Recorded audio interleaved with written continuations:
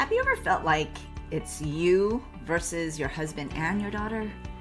Like somehow you became the bad guy, the strict one, or the one who just doesn't get it, while your husband is either too harsh or maybe way too lenient? Now, if you've ever felt alone in your parenting, even while being married, this episode is for you, Mama. If you are frustrated with how to get your teenage daughter to open up to you because all you want is to connect with her as you once did, you're in the right place. Hey, I'm Jeannie Baldomero, a former rebellious teen, now mom of 3 young adults, educator, and the mom mentor, equipping you to create open communication with your girl so she can come to you about anything, even if she's scared. So grab your oat milk latte, breathe, and let's do this together. You're listening to this because your heart is breaking from the changes that are happening in your girl that is affecting your connection with her. Your once cuddly, talkative little girl is now growing up, but with the cost of silence, emotional bouts, and you get the short end of the stick. You fear these disconnections and challenges you're facing right now is affecting your relationship with her. And what will the future hold between the two of you? How will you get through this season without losing the closeness you once had and so desperately want? Mama, I want you to know you are not alone. As lonely as it may feel and almost embarrassing to share with even your closest friends about this because you feel like you're failing at connecting with her, this is common. It's a season. However, I know that you don't want to sit idle during this time. So here it is. This is what I want to tell you. That you can do hard things. This is a season of hard, but you will get through it by equipping yourself with the right tools to turn this all around. I invite you to explore what could be possible for you. Head to talktoyourteengirl.com right now. I want you to join me and let's equip you together so that you can relate and reestablish your connection with your girl. That's talktoyourteengirl.com. My parents were not on the same page especially when it came to parenting me and my brother. My dad was the strict one. My mom was more of the one willing to understand, specifically me. She was a little bit more reasonable, was willing to listen to my lies, where I think my dad knew because he himself was pretty, a rebellious child himself. So it made him become really strict. Like we couldn't get away with anything. And I'd say over half the time he was right. But I think the execution of parenting me specifically, he came out to be, just strict, non-negotiable, very hard to get through. And so to me, my natural reaction was rebellion.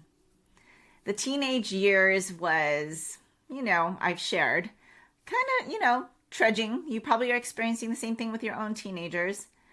When it was time to address some conflict my parents might have had with me, the conflict quickly shifted from addressing issues they had with what I was doing or my choices to themselves. They started to argue with each other. And it wasn't often about, what I did wrong. It was how they each approached it and how they made each other feel.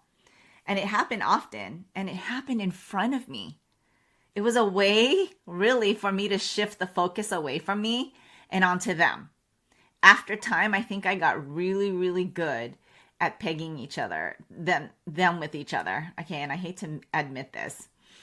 And I usually hid behind my mom because typically she was defending me based on how my dad reacted. And my dad usually and most likely was always frustrated. And then they would end up arguing with each other because they didn't agree with how they parented me or how they reacted when it came to parenting me and raising me. So let's talk about something that so many moms have experienced, including my mom and dad, and even me myself. But it's always not said out loud. You love your husband, you love your daughter, but when it comes to parenting her, you feel like you're constantly not on the same page. Have you ever felt that way? I know I felt that way with my kids, raising all of my kids, especially from a very young age, that me and my husband both came with different parenting styles. And so we brought that along into our own parenting. And us being humans, sometimes they didn't align. But you know what hurts most, I think, for moms that I've coached about not being on the same page together with their husbands? It's not even the disagreement. It's the feeling that you're standing there by yourself all alone, right? You're married to your husband and it's like you're standing by yourself on an island. Like they're over here and you're over there, and suddenly you're not the safe place anymore. You're the enforcer. The no, the too much, the why are you like this? And what you really want is this. Can you just be by my side? Right? And this is speaking to your husband. Now, mamas, I'm also speaking to you. If you're a single mom, this is the co-parenting or the parent that's your parenting partner that's raising your daughter too. Why can't you just be on my side? Right? Because you both want the best for her. But here's the shift that changes everything. I'm going to give you 3 tips, mama, on how you can shift by giving, 3 tips on how we can shift by getting your husband on your side. Or in this case, if you're a single mom, your parenting partner. Just remember that you're on the same team. That's tip number 1. You're on the same team. My husband and I used to do premarital counseling for engaged couples. And that was the number 1 advice that I would always give, is that just remember you're on the same team. When things get rough and you feel divided, you're on the same team. You're on the same side of the field. And before you are parents, you're partners, right? It's the same. And long after your daughter grows up and leaves the house, it will still be the 2 of you standing there together. So the goal isn't who's right, it's how do we stay united? That means being willing to compromise. Not because you're giving in, but because you're building something stronger than your individual opinions. You're learning to work together. You're learning to set aside some of the things that you can compromise in order to hear what they have to offer, your husband has to offer. Maybe some examples could be you want a strict curfew and he's more relaxed. Well, meet in the middle and agree on something consistent. Maybe he jokes things off when you'd rather be more serious. Maybe talk about when it's important to back each other up. And one of the biggest things is really protect each other in front of your daughter, in front of your kids in general. Even if you don't agree in that moment, avoid correcting each other mid-conversation, because what your daughter sees, and I've shared that example as a teenager, in that moment is that, wait, I can divide them? And you guys have already lost. Not to say this is a battle, but it is. It's kind of a battle of raising your daughter the way she needs to be raised, right? Instead, back each other up in the moment. Circle back later privately, right? If it really bugged you, not to address it right there in front of her, but circle back. Circle back and say, hey, remember when you said this? And then you can address it without her there. And if this hasn't been modeled yet, that's okay. You do it first. What you expect out of your husband, you do it first. Okay?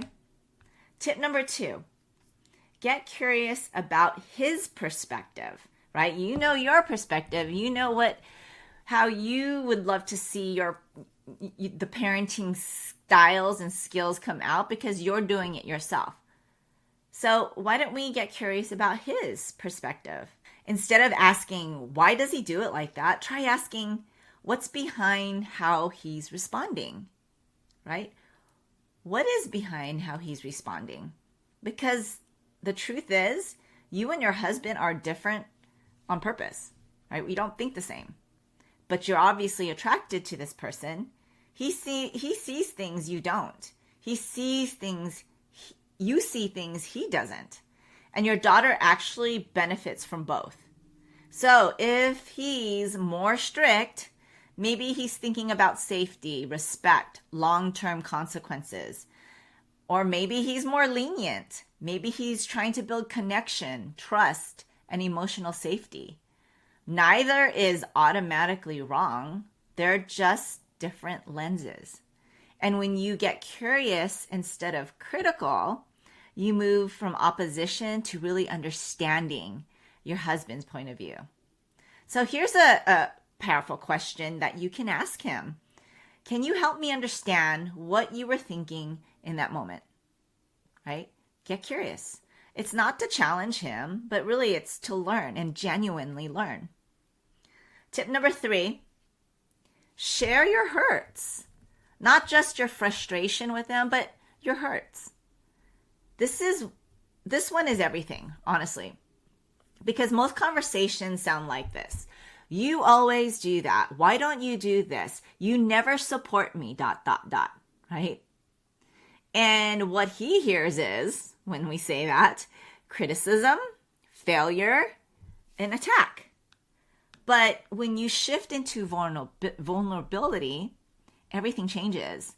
Instead of, you never back me up, maybe try something, say something like, when I feel like I'm the only one holding a boundary, it actually hurts because it makes me feel alone in this.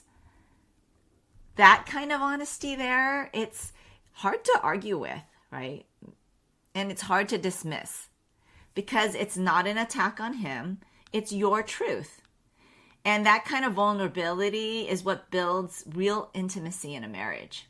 And for single moms listening, this still applies to you too.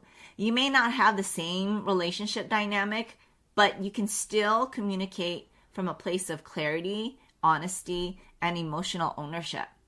So sharing what's true for you without attacking creates a different kind of respect.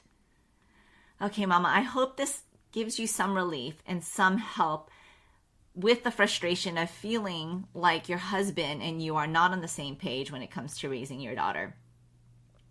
At the end of the day, this isn't about becoming the exact same kind of parent as the other person. It's about becoming a united front with different strengths. Your daughter doesn't need identical parents, right? She needs connected parents. And sometimes the first step is simply choosing to turn towards each other instead of away. So if this episode has spoken to you, Mama, I want you to take one small step today.